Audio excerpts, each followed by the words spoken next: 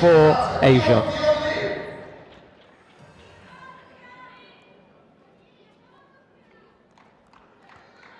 And Polavder, 29 years, he's in the circuit for almost 13 years now at top level.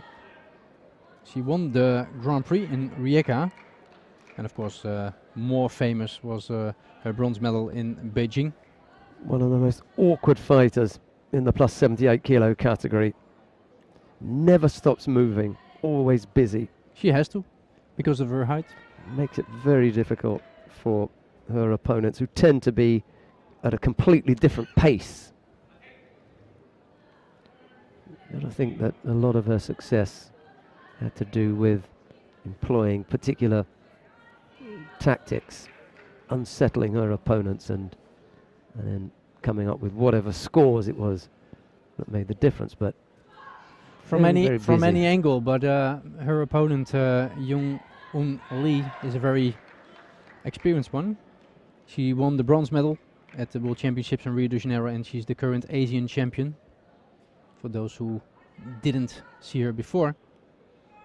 And also she picked up a silver medal at the Grand Prix in Jeju in Korea in December last year. Hasn't quite got the smack of a really top draw Asian heavyweight. Some of the Chinese and the Japanese heavyweights. Choice enough, yes. I'm not sure who it was that she defeated at the Asian Championships, if she happens to be Asian champion, because that's where you'd get the major Chinese and major Japanese competitors. I think it was Tateyama.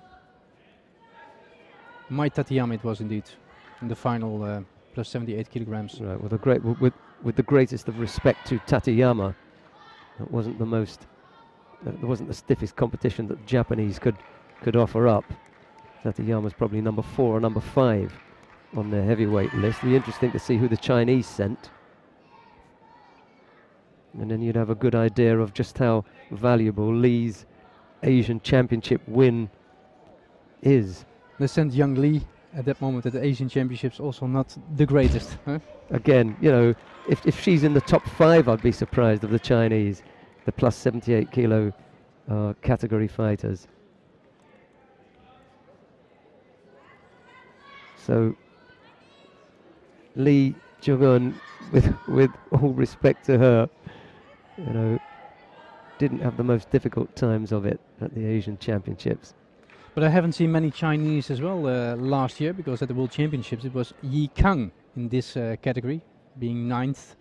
Okay, well, they have so much choice, but they could have picked up a better one. Polavder almost getting caught there.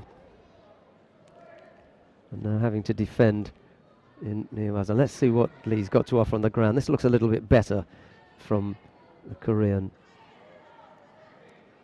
Slipped out of it, couldn't take control. She had the opportunity there, but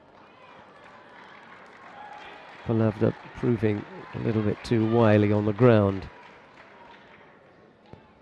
Lee is the fighter who's picked up a single penalty so far, and we're in to the last minute here. Polavder with that trademark low Seoinage effort.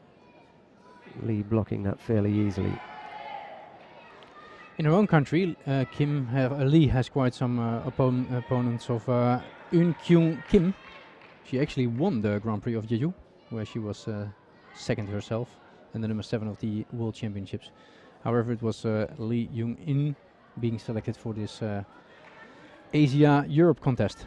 She's probably the number 3 from Korea as well. Kim Na-young is probably the number 1 in Korea. She's the most difficult of the heavyweight Koreans. No doubting who's the number 1 in Slovenia, however. No doubt about it. Polavder. For years. You know. Always manages to put in a performance that embarrasses the other heavyweight women. Just always on the move. You know, just keeps herself really, really busy. And Lee has ended up looking a little bit lost here.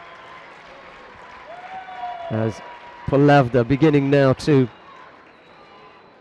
rub salt in the wounds of the Asian team here. Another win for the Europeans.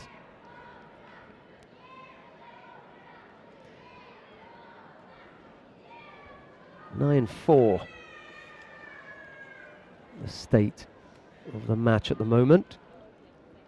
We've got one more contest to come, but it's Polavder of Europe who takes it.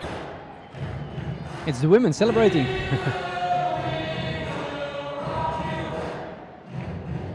Again, it was a tactical match. What else you could expect after being in the lead anyway? Europe had won, so in that way that contest was over. But Polavder did the job, and